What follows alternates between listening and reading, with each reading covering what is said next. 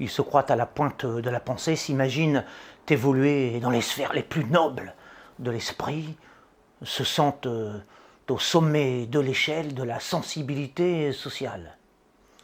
Pauvres par leurs conditions professionnelles, peu rentables, ils opposent à non sans fatuité la modestie de leur existence matérielle à l'éclat supposé de leurs jours remplis de solitude et de poussière, et mettent leur insuccès quant aux gloires de ce siècle sur le compte de leur prétendue richesse intellectuelle. Le contenu de leur cervelle, qui le brandissent jalousement comme un trophée immatériel sans prix, est la seule chose qu'ils mettent en avant pour justifier leurs naufrages commerciaux, leur isolement, le peu de reconnaissance dont ils jouissent dans le grand public. Ils disent mépriser les honneurs, l'argent, l'artifice.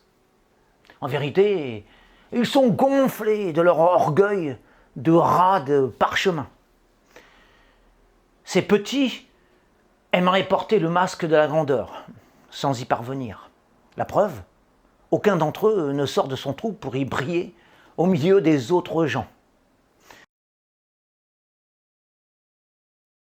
Tous ces reclus de la société se réfugient dans les ténèbres de leurs bouquins, incapables qu'ils sont de vivre sous le soleil de la convivialité universelle.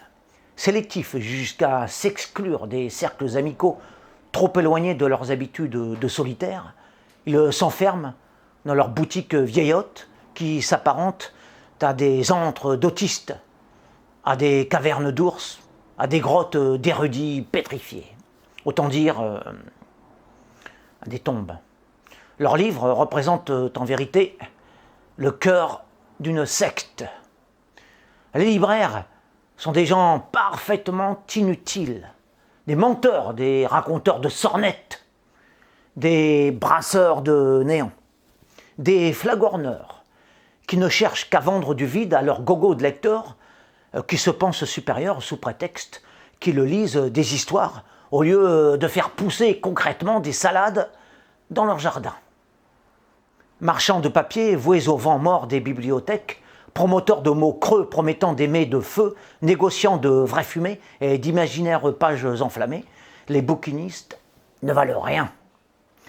Contrairement aux électriciens qui, eux, apportent l'authentique lumière dans les foyers, aux plombiers qui empêchent les flots d'eau malodorante de se répandre dans les maisons, ou aux primeurs des marchés qui ne peuvent pas mentir sur leurs marchandises étalées avec franchise et que l'on peut même tâter, humer, goûter avant d'acheter.